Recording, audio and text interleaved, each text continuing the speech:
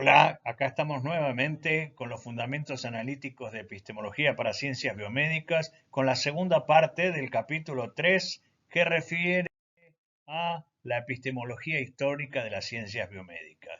Y podemos ver las imágenes en esta portada de algunas de las personas más importantes que han contribuido efectivamente al avance de las ciencias médicas. Barnard y la introducción a la medicina experimental. Desde lo epistemológico, es el francés Claude Barnard, 1813-1878, quien solidifica un camino científico en la medicina con una documentada crítica del empirismo al cual hablamos en la parte anterior, exacerbado, y también del inductivismo metodológico en los hospitales franceses. Era también francés. El hombre, decía, no puede observar los fenómenos que lo rodean más que en límites muy restringidos. La mayoría escapa naturalmente a sus sentidos. Para extender sus conocimientos, ha debido amplificar, con ayuda de aparatos especiales, el poder de esos órganos. Al mismo tiempo, se ha armado de instrumentos diversos que le han servido para penetrar en el interior de los cuerpos, para descomponerlos eventualmente y para estudiar sus partes ocultas.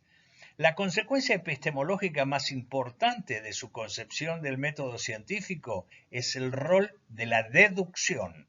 Las hipótesis a partir de las cuales se establecen los silogismos de la deducción surgen de la mente del experimentador ante la observación de determinados hechos, pero no son el resultado de un proceso de inducción llevado a cabo a partir de ellos.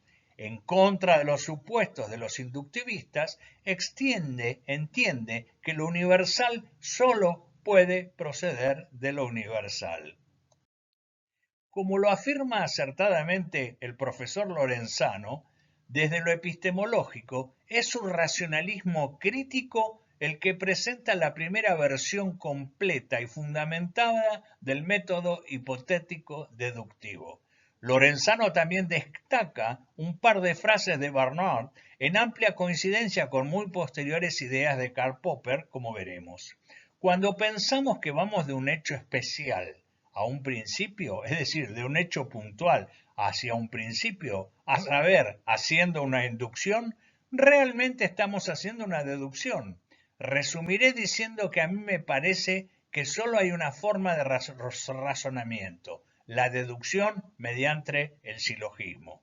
Las contribuciones de Barnard incluyen fundamentos generales de farmacodinamia y fisiología, el carácter único de los nervios sensitivos y motores, la sensibilidad recurrente, la estructura de la médula espinal, el origen medular del gran simpático, su función vasomotora y su acción sobre la temperatura corporal.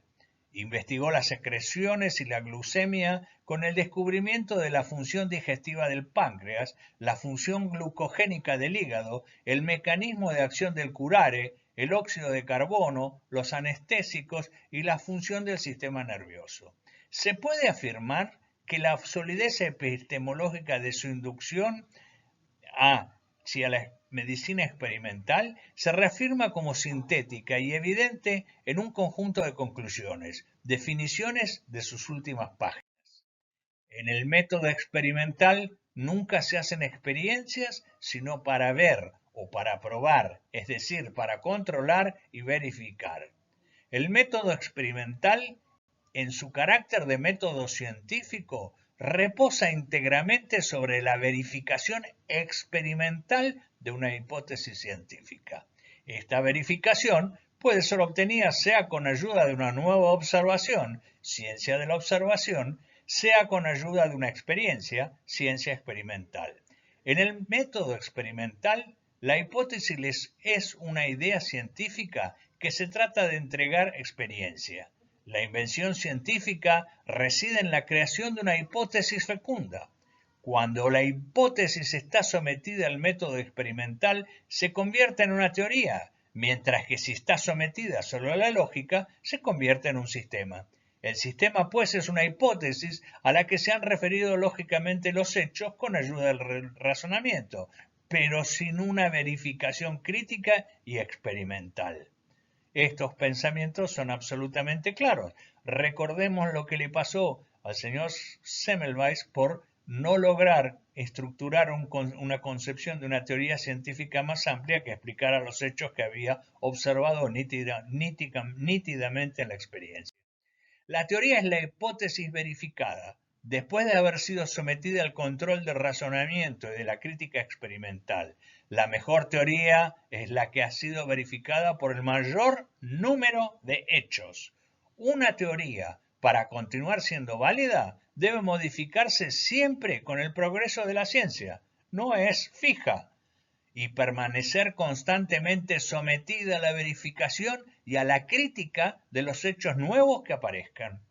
La integralidad de esta racionalidad crítica resulta indubitable.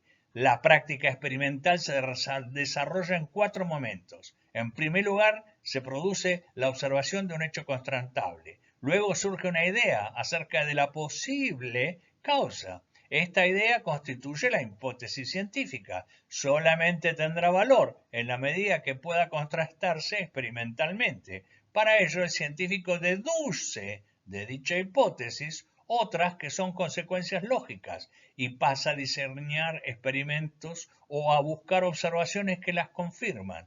Las teorías científicas son hipótesis controladas experimentalmente con lógica y experiencia.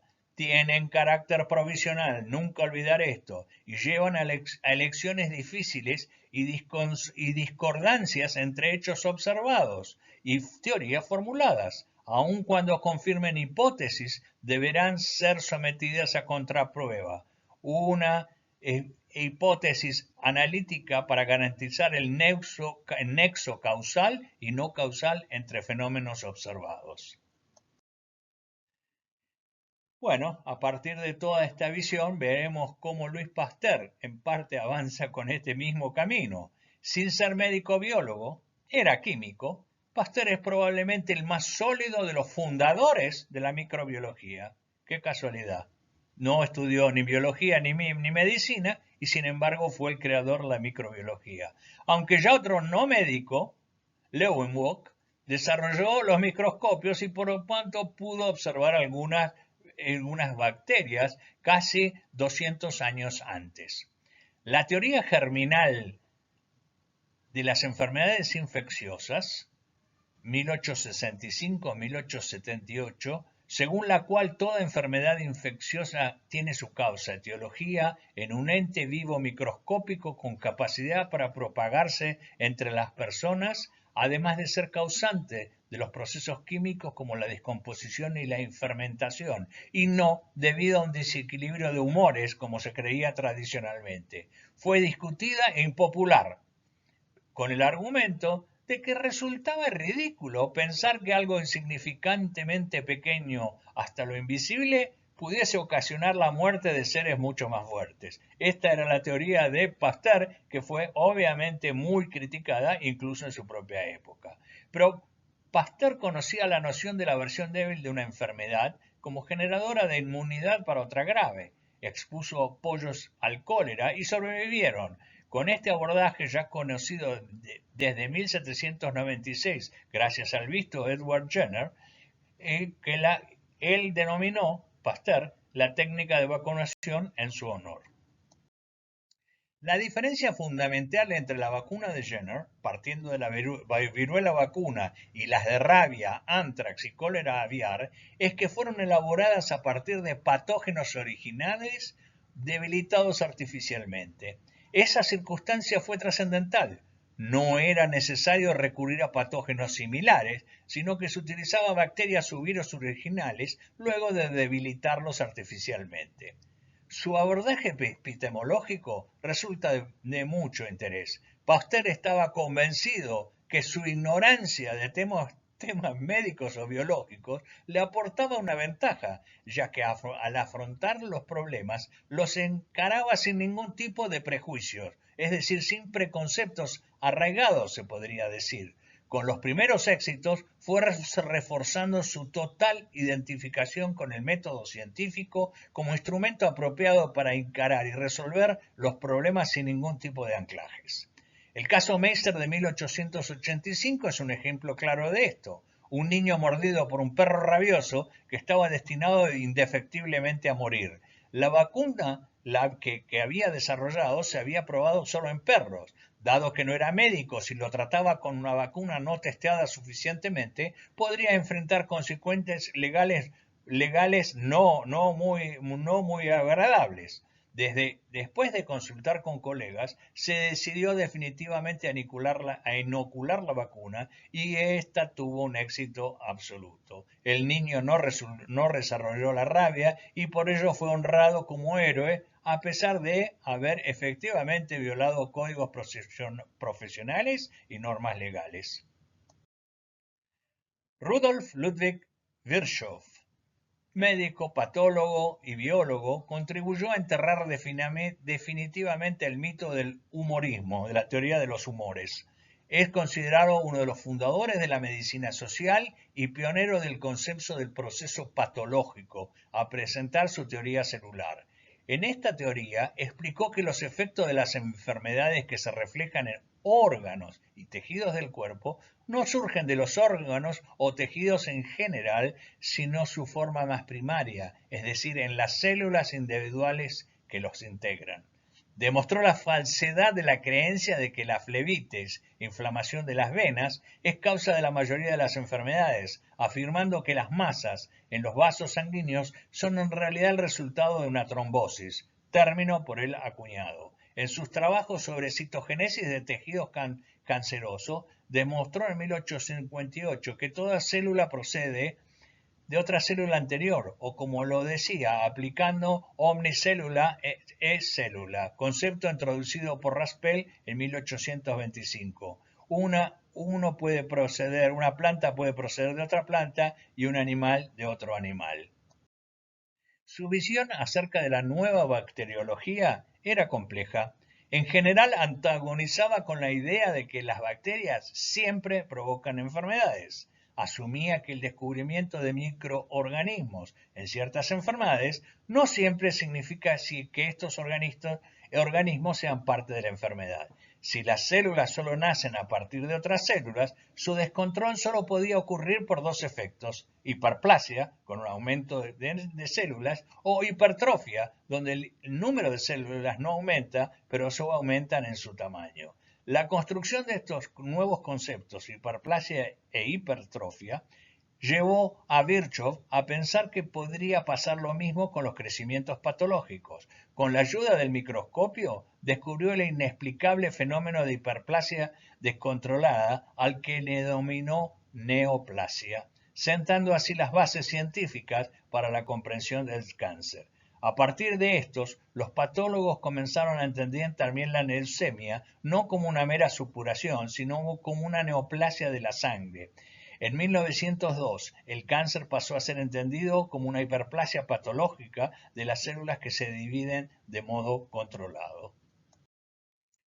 Robert Heinrich Hermann Koch descubre el bacilo de la tuberculosis, por lo cual más se conoce, y presenta sus hallazgos en 1882 a la Sociedad Fisiológica de Berlín, así como también el bacilo de cólera en 1883.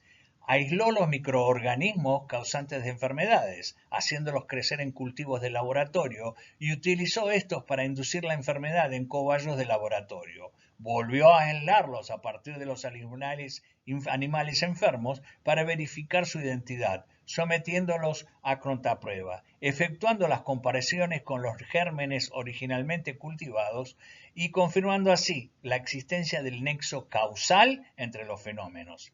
También epistemológicamente adquirió suma importancia su postulación de 4 principios médicos generalizados para determinar la relación de ciertos patógenos con enfermedades específicas. Particularmente, el agente patógeno debe estar presente en los animales enfermos y ausente en los sanos. 2. El agente debe ser cultivado en un cultivo axénico puro, aislado del cuerpo del animal.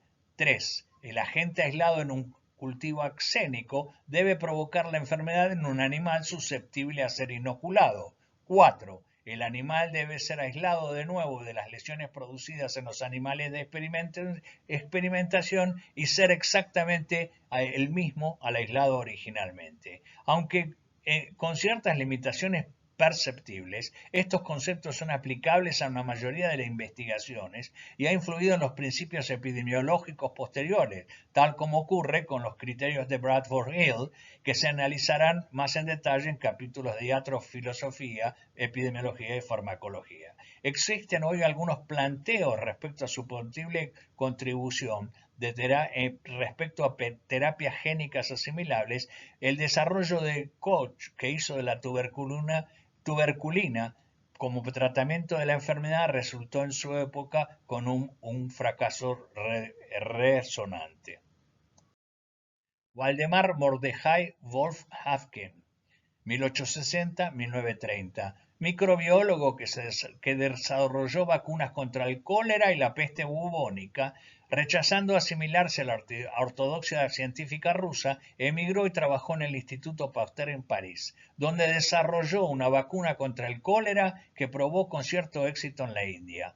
Una de las 5 grandes pandemias de cólera del siglo XIX devastó Asia y Europa. Aunque Koch descubrió el Vibrio cholerae en 1883, el establishment médico de ese momento no la consideró como única causal de la enfermedad.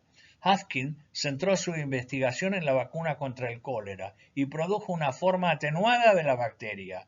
Arriesgando su propia vida, en 1892 probó su desarrollo sobre sí mismo y por ello Lister lo nombró como salvador de la humanidad. A pesar de que su descubrimiento causó impacto positivo en la prensa, no fue ampliamente aceptado por sus principales colegas, incluido Mechnik Pasteur, y ni tampoco por el establishment médico oficial europeo en Alemania y en Rusia. A diferencia del tétanos o la difteria, neutralizados rápidamente por vacunas eficaces en la década de 1920, los aspectos inmunológicos de la peste bubónica demostraron ser más complejos. En octubre de 1896, una epidemia de peste bubónica asentó Mumbai y el gobierno pidió ayuda a Afghan. En 1897 la probó en sí mismo utilizando una pequeña cantidad de bacteria para producir una reacción inmunológica. Con estos resultados anunciados a las autoridades, ciertos voluntarios de la cárcel fueron inoculados y sobrevivieron a las epidemias, mientras que 7 internos del grupo de control murieron. Como otras de estas primeras vacunas, la formulación de Haffkine tuvo efectos secundarios desagradables y no proporcionó una protección completa, aunque se estimó entonces una efectiva reducción del riesgo de hasta un 50%. Alexander Fleming, médico y científico británico, fue famoso por descubrir la penicilina, obtenida a partir del hongo Penicillium notatum, al observar de una forma casual sus efectos antibióticos sobre un cultivo bacteriano.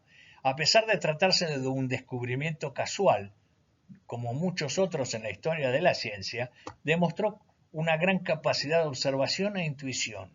Descubrió la lisozima, enzima multifuncional que sirve como molécula de inmunidad innata y defensa antibacterial, después de que mucosidades procedentes de un estornudo cayeran sobre una placa de Petri en la que crecía un cultivo bacteriano.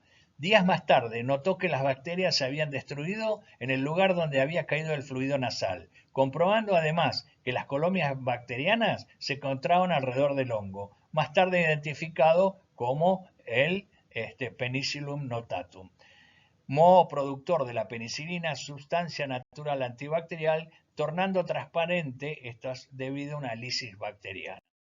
La lisis, implicaba muerte de las bacterias, y en este caso de las bacterias patógenas, el Staphylococcus aureus, cultivadas en esa placa. Fleming identificó inmediatamente la fundamental trascendencia de este descubrimiento, pero una vez más sus colegas científicos lo subestimaron.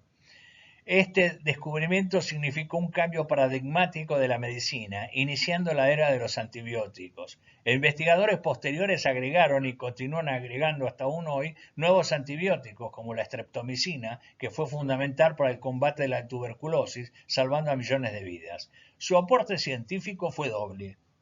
Pues además de descubrir una molécula química, penicilina, también encontró una molécula enzimática, lisozima, con actividad antibiótica. Las enzimas como la lisozima y los péptidos antibióticos son componentes naturales de la inmunidad innata de los seres vivos, que seguirán siendo utilizados terapéuticamente y con mayores investigaciones como siempre. Jonas Edward Salk, 1914-1995. En 1952 ocurrió el peor brote de poliomielitis. De los casi 58.000 casos reportados ese año, 3.145 fallecieron y 21.269 quedaron afectados por diferentes grados de parálisis. Después de pruebas exitosas en animales de laboratorio, en 1952 Salk probó con autorización gubernamental las vacunas con niños de una escuela para niños discapacitados. También vacunó a sus propios hijos en 1953 y en 1954 había alcanzado a probar la vacuna en alrededor de 1 millón de niños, confirmándose como relativamente segura en 1955. La vacuna Salk se basaba en el principio de vacuna antipoliomelítica inactivada, IPV. Se inyectaba una forma muerta del virus de poliomielitis al paciente para posibilitar que el organismo desarrolle inmunidad contra este, sin por ello enfermarse. El sistema inmunológico registraba sus formas y características del virus, quedando también inmunizado contra la forma más virulenta del propio virus. Salk se negó totalmente a patentar la vacuna, entendiéndolo como su aporte a la humanidad. Albert Sabin, 1906-1993. En 1961, Abraham Schafferstein desarrolló, también como conocido como Albert Sabin, desarrolló una vacuna administrable por vía oral, que sustituyó a la de Salk. La vacuna oral estaba basada en cepas mutantes del virus de la poliomielitis que parecían estimular la producción de anticuerpos, pero no así causar parálisis. Los primeros receptores de su vacuna oral viva atenuada incluyeron a él mismo, su familia y sus colegas. La vacuna oral fue más fácil de administrar que la desarrollada por Salk en 1954 y sus efectos duraron más tiempo. Entre 1955 y 1961, esta vacuna oral se probó en al menos 100 millones de personas en la Unión Soviética, partes de Europa del Este, Singapur, México y los Países Bajos. Se convirtió en el método predominante de vacunación contra la poliomielitis durante las siguientes décadas. Rompió la cadena de transmisión de la enfermedad y permitió que la poliomielitis pudiera algún día ser erradicada. También Sabin desarrolló vacunas contra otras enfermedades virales como la encefalitis y el dengue. Además, investigó vínculos entre el virus y diferentes formas del cáncer. Elegimos una relativamente reciente historia sobre esta bacteria, el Helicobacter pylori, como última mención fundamental para este capítulo. La teoría vigente y dominante en la comunidad médica hasta entrados los 2000, las úlceras estomacales y la gastritis son una clara reacción psicosomática al carácter de las personas, estrés, ira, etc. Las úlceras pépticas o enfermedad acidopéptica que afectan a la mucosa del estómago o el duodeno deben tratarse con inhibidores de la bomba de protones o antagonistas de los receptores H2, disminuyendo así la producción del ácido. Omeprazole, ranitidina, famotidina, cimetidina, nisatidina y rosatadina eran los medicamentos indicados. La refutación a eso. En 1982, dos médicos australianos, Barry Marshall y Robin Warren, aseveraron que la bacteria Helicobacter pylori desempeña el rol más importante en la causalidad de las úlceras pépticas, desafiando así décadas de teorías que sostenían que las úlceras eran causadas solo por el mencionado problema de caracteres y comida picantes y el exceso de ácidos. La defensa-ataque. La teoría nueva planteada fue ridiculizada por científicos y médicos consagrados, quienes aseveraban sin ninguna duda que ninguna bacteria podía sobrevivir en el ambiente ácido del estómago. Los innovadores médicos australianos fueron denostados y condenados por la comunidad médica, amenazándolos con cancelar su licencia de medicina por pensar que una bacteria podía causar tales úlceras. Insistencia de la refutación. Marshall mencionó que todos estaban en mi contra, pero yo sabía que tenía razón. Lo cierto es que estos investigadores médicos mostraron un grado adecuado de escepticismo científico hasta que la hipótesis de Helicobacter pylori pudiera ser respaldada totalmente por evidencia. Obtuvieron financiación para un año de investigación, pero 30 de las 100 muestras que obtuvieron no mostraron sustento a su hipótesis. Pero para su sorpresa descubrieron que los técnicos de laboratorio habían desechado los cultivos después de 2 días, que es la práctica estándar para hisopos de garganta con otro tipo de organismos en la boca. Pero debido a estas tareas en el hospital, los técnicos de laboratorio no descartaron la prueba número 31 el segundo día, por lo que esta prueba demostró que desde el jueves este hisopo estuvo mantenido desde el jueves hasta el lunes siguiente. En esa muestra descubrieron la evidente presencia del Helicobacter pylori y así en todas las muestras posteriores. De ese modo, descubrieron que la bacteria crece más lentamente y no en los 2 días convencionales que requieren otras bacterias de la mucosa. Además, los cultivos del estómago no estaban contaminados por ningún otro organismo. En 1983 presentaron sus hallazgos a la Sociedad de Gastroenterología de Australia, pero los revisores de la investigación decidieron rechazar el artículo. Después de intentos fallidos de infectar lechones en 1984, Marshall bebió un caldo que contenía Helicobacter pylori cultivado, esperando desarrollar tal vez años más tarde una úlcera. Se sorprendió cuando solo 3 días después desarrolló náuseas y halitosis debido a la cloridia. No había ácido. La bacteria había neutralizado la capacidad del estómago para desarrollar el ácido que impidiera el desarrollo de las bacterias. Y sus productos de desecho se manifestaban con mal aliento. Desarrolló vómitos aclorídicos.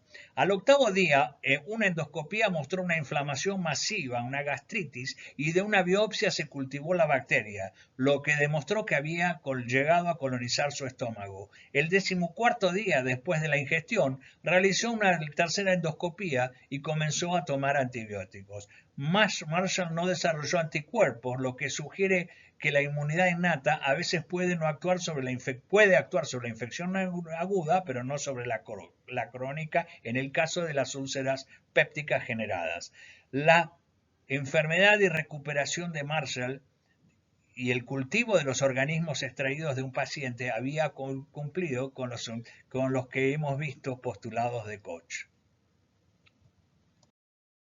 Según la Royal Society, en 1999, el trabajo de Marshall y Warren ha producido uno de los cambios más radicales e importantes en la percepción médica de los últimos 50 años.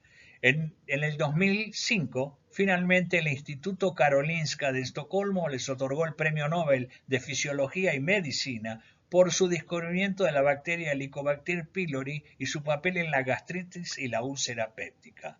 Hoy se sabe que por alteración del ADN de los tergilos circundantes, la infección de Helicobacter pylori es responsable de alrededor de 89% de todos los cánceres gástricos, carcinógenos de clase 1, y está relacionada con el desarrollo del 5,5% de todos los cánceres en el mundo. El uso intensivo de drogas para morigerar las gastritis y úlceras como el omeprazole de venta libre se asocia con daños renales y a corto y largo plazo. La ranitidina usada para el mismo objeto acaba de ser prohibida en Estados Unidos, donde el Zantac y el compuesto, estableciendo la relación entre el medicamento de marca Zantac y el compuesto cancerígeno NDMA. La compañía farmacéutica que lo produce se comprometió en octubre del 2024 a pagar nada menos que 2.200 millones de dólares para resolver miles de demandas. En definitiva, lo más difícil de explicar es aquello evidente que todo el mundo ha decidido ignorar. Debemos esta cita a Ayn Rand. Existen obviamente cientos de enormes contribuciones a las ciencias biomédicas y múltiples premios Nobel involucrados. No obstante, hemos debido centrar y no hemos querido centrar en alguna de estas contribuciones que por su extremadamente específica lectura y equivalencia epistemológica. Muchas gracias a todos y los espero en el próximo capítulo.